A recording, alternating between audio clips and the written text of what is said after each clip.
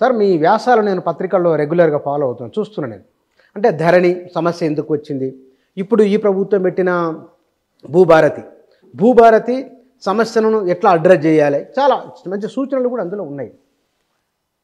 గత ప్రభుత్వము ధరణి పెట్టడం వెనుక అసలు ఉద్దేశం ఏమిటి? ఎందుకంటే దాని మీద భిన్నమైన అభిప్రాయాలు వస్తున్నాయి.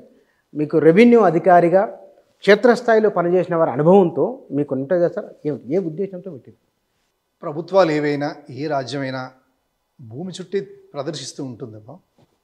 అందరికీ భూమి అవసరం, కానీ దాని వాడుకలో ఉన్న తర్వాత దాని యూటిలైజేషన్ ఆఫ్ ల్యాండ్ ప్రజలకు అవసరమైంది, వ్యవసాయం మీద ఆధారపడే కుటుంబాలు ఆ శాతం దాన్ని ఆధారపడి ప్రభుత్వాలు వాళ్ళను రకరకాల మభ్య పెడుతూ ప్రలోభాలకు గురి చేస్తూ అలా వ్యవస్థలు నడుస్తూ ఉన్నాయి.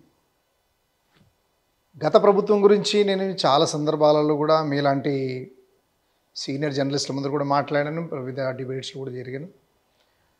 మిత్రులారు, ముఖ్యంగా ఏంటంటే ఇప్పుడు తెలంగాణ విషయానికి వస్తే టోటల్గా 2,80,00,000 భూమి ఉందండి. మొత్తం ఆంధ్రప్రదేశ్ 2,35,000 స్క్వేర్ కిలోమీటర్స్ ఉంటుంది. అబౌవ్ 3 crores 5 crores వరకు ల్యాండ్ ఉంటుంది. తెలంగాణ అంశానికి వస్తే మనం ఎందుకంటే ఈ మధ్య కాలంలో ఎక్కువ దానికి ధరణి అనే సబ్జెక్టుకు వచ్చినాం కాబట్టి ఎక్కువ చర్చనీయాంశం అవుతుంది. 1971 కంటే ముందు భూమి ఉన్నది, 1950 కంటే భూమి ఉంది. భూమి పుట్టి కొన్ని లక్షల కోట్ల సంవత్సరాలు ఉందని మనకు తెలిసిన రహస్యమే. అయితే సమస్య ఎక్కడొస్తుందంటే ఎప్పుడైతే ప్రభుత్వాలు భూమి నుంచి ఆదాయం కోల్పోయాయో, ప్రభుత్వాలు అసలు వాళ్ళు ఎవరు భూమిని దేవుడిచ్చిన భూమికి పన్ను లేదు అని ఎప్పుడైతే వాయిస్ క్రియేట్ అయిందో, ప్రభుత్వాలకు రకరకాల సోర్స్ ఆఫ్ ఇన్కమ్ ఎప్పుడైతే డెవలప్ అయిందో, ఇంకా భూమి ఆదాయంతో పని లేదనేది ఎప్పుడైతే అనుకున్నారో, ఆ భూమిని తనకి ఇష్టం వచ్చినట్టుగా ఫుట్బాల్ వాలీబాల్ ఆడుకుంటున్నారు. ఇంకా అది అవసరం లేదనుకుంటున్నారు భూమి. అంటే భూమితోని సైమన్ వించెస్టర్ అనే ఒక ప్రముఖ ల్యాండ్ హీరో ఆయన ఒక బుక్ రాస్తాడు. ఆయన ద ల్యాండ్ అనే పుస్తకం, అది చాలా లా ఉంటుంది. అందులో ఆయన ఏమంటే when we treat is land ఇంకా కమర్షియల్గా వాడుకుంటే దాన్ని ముక్కలుగా చేస్తాం, దాన్ని ఒక కమాడిటీగా వాడుకుంటే దాన్ని గ్రీనరీగా చేసి దాన్ని బ్రహ్మాండమైన పంటలు పండించుకుంటాం. ఇప్పుడు ఇవాళ పరిస్థితి ఏంటంటే ఆ భూమిని కమర్షియలైజేషన్ కానీ చూస్తున్నారు. స్వార్థం పెరిగిపోయి ఎప్పుడైతే కమర్షియలైజ్ అయిందో దానివల్ల ఈ కరెన్సీ అనేది, తర్వాత దానివల్ల ప్రయోజనాలు, వ్యక్తిగత ప్రయోజనాలు, ఒక ఇండివిజువల్ బెనిఫిట్స్ పెరుగుతూ ఉంటాయి. ఆ సందర్భంలో భూమికి విలువ తగ్గించి వాళ్ళ సెల్ఫ్ ఎజెండా అనేది తీసుకొచ్చారు. కాబట్టి ఆ సెల్ఫ్ ఎజెండాల భాగమే 1971 తర్వాత వచ్చినటువంటి బ్రహ్మాండమైన 71 చట్టమే అంటాం మేము. మా తరం వాళ్ళందరం, నేను దాదాపు చాలా సంవత్సరాలు రిటైర్ అయింది, మేము ఉన్నంత వరకు కూడా 1971 వచ్చినటువంటి భూ సంస్కరణ భూమికి సంబంధించినటువంటి చట్టమే ROR యాక్ట్ అనేది ఫోర్స్లో ఉంది. గత ప్రభుత్వం ఏం చేసిందంటే అసలు ఎవరు అడగంది ఇష్యూ, అది ఎవరు అడగలేదు. ధరణి అనేది కావాలి, మాకు ఆన్లైన్ కావాలి అని అడగంది.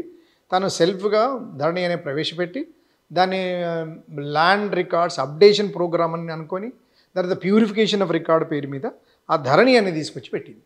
ROR అంటే రికార్డ్ ఆఫ్ రైట్స్ అనేది 1971లో శాస్త్రీయంగా తీసుకొచ్చి ప్రతి పట్టేదారుకు కొంత మెసేజ్, అంటే ఎట్లా ఇవ్వాలి, ఎట్లా అతని దగ్గర భూమి ఉంచాలి, పట్టేదారుకు ఏ రకమైన మెసేజ్ ఉండాలి, అతని దగ్గర పన్ను ఎట్లా వసూలు చేయాలి, ఎంతవరకు వసూలు చేయాలి, భూమి రకాన్ని బట్టి, భూమి ప్రాంతాన్ని బట్టి, దాని పారకాన్ని బట్టి, ఎన్ని పంటలు పండేదాన్ని బట్టి దాన్ని బట్టి ఆ రకంగా విడదీసి దానికి కొంత పన్ను విధించి అలా కంటిన్యూస్గా వచ్చినటువంటి దాన్ని ఆ వ్యవస్థను ధ్వంసం చేసి ఒక చిన్న పాస్ పుస్తకాన్ని తీసుకొచ్చి అక్కడ పెట్టారు.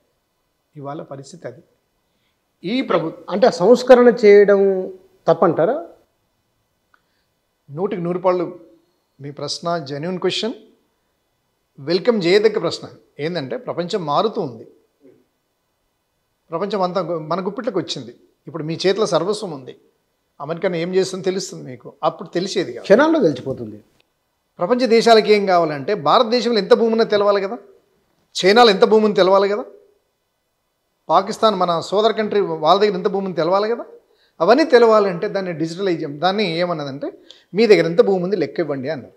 లెక్క ఇవ్వండి అని అంటే ఏంది, మా దగ్గర అన్ని ఫిజికల్ రికార్డ్స్ ఉన్నాయి, పాణీలు మొత్తం రాసి ఒక లెక్క ఉన్నది. ఒక ఊరు తీసుకున్నది, ఆ ఊర్లో ఎంత భూమి ఉన్నది, ఆ మండలానికి ఎంత భూమి ఉంది, ఆ జిల్లాకి ఎంత భూమి ఉంది, ఆ స్టేట్కి ఎంత భూమి ఉంది, కంట్రీకి ఎంత భూమి కావాలనుకుంటే టోటల్గా డిజిటలైజ్ చేయాలనేది ప్రపంచంలో ప్రపంచీకరణ సైద్ధాంతికంగా తీసుకున్నటువంటి నిర్ణయంలో భాగంగా అప్పటి మన్మోహన్ సింగ్ ప్రభుత్వం ఏం చేసిందంటే అన్ని రాష్ట్రాలకి ఏమని మెసేజ్ ఇచ్చిందంటే you go for computerization of the program, computerization of the land records. ఆ కంప్యూటరైజేషన్ ఆఫ్ ల్యాండ్ రికార్డ్స్ను మనం ఎట్లా తీసుకుంటే అట్లుంటుంది బిచ్చన్న. బిగినింగ్లో ఏముంది, 33 కాలమ్స్ ఉండే దాంట్లో బిచ్చన్న పేరు మీద ఆయన పేరు, వరుస సంఖ్య, సర్వే నంబరు, విస్తీర్ణము, పేరు, తండ్రి పేరు, భూమి రకము, పోటు ఖరాబ్ ఎంత, తర్వాత అతను ఏం పంట పండిస్తున్నాడు, ఎన్ని పంటలు వేస్తున్నాడు, పంట రకమైంది, అతని లోన్ ఎంత తీసుకున్నాడు, ఎంత బాకీ ఉన్నాడు, ఎంత ఇవ్వాలి. 33 కాలమ్స్ ఇట్లా తీసి అద్దం ముంగట ఉంటుండే. వ్యవస్థలు ఆ రోజుల్లో పటవారీ వ్యవస్థ ఉన్నది. వాళ్ళు చేసిన అన్యాయాలు, వాళ్ళ పెత్తందారీతనము, ఆ కులపరమైన అహంకారాలు అవన్నీ కామన్ రైతుని దగ్గర రాణిస్తలేరని ఏకైక దృష్టితోని ఆంధ్రప్రదేశ్ రాష్ట్రం ఏం చేసింది, వాళ్ళని తీసేసింది.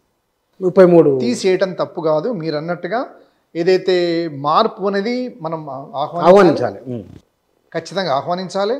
ఆ మార్పు ఏ రకమైన మార్పు ఉండాలి, ప్రజలతో సంబంధం ఉండాలి, ఆ వ్యవసాయదారునికి కనెక్ట్ అయి ఉండాలి. ఆ మార్పు వ్యవసాయదారునికి కనెక్ట్ అయి ఉండాలి. మీరు వాళ్ళను ఏమి చెప్పకుండా మనకిష్టం వచ్చినట్టుగా తయారు చేసి ఇగో ఇది నీ ఇది అని చెప్పి ఇంట్లో నువ్వు ఉన్నావు అని చెప్పి ఆ పోర్టల్లో తీసుకొని వచ్చి నీ చూమంతా ఇక నువ్వు ఇలా కనిపిస్తున్నావు అని ఆ కాలమ్స్ అనేది చేసేసి సింగిల్గా 6 కాలమ్స్ పెట్టి ఒక బుక్ తీయడం అనేది కొంచెం పబ్లిక్ చాలా చాలా కష్టాలు పడింది. అప్డేషన్ అనేది ఏం చేయవలసి ఉంటుంది వాళ్ళు, అప్పుడు ఏం చేయవలసింది ఎగ్జాక్ట్లీ. మీ ప్రశ్న మళ్ళీ రిపీట్ చేస్తున్నా సార్. మరి ఎప్పటికప్పుడు ఆధునీకరించబడాలి కదా, కాలం మారుతుంది, అవసరాలు మారుతున్నాయి, కాలానికి అనుగుణంగా భూమి అయితే మారదు కదా. భూమి మారదు. వెడల్పు చేస్తావా, చేయలేము. రబ్బర్లకి సాగలేవా, వేడి చేసి కొడితే సాగదా, స్థిరమైంది. కానీ రికార్డు కదా, రికార్డులో మనం రాసినాం 2016 వరకు చేతిరాత పహాని ఉంది. 15 వరకే అనుకుందాం, 15 వరకు చేతిరాత పహాని ఉంది. ఆగమేఘాల మీద గవర్నమెంట్ ఆఫ్ తెలంగాణ ఏం చేసిందంటే ఆ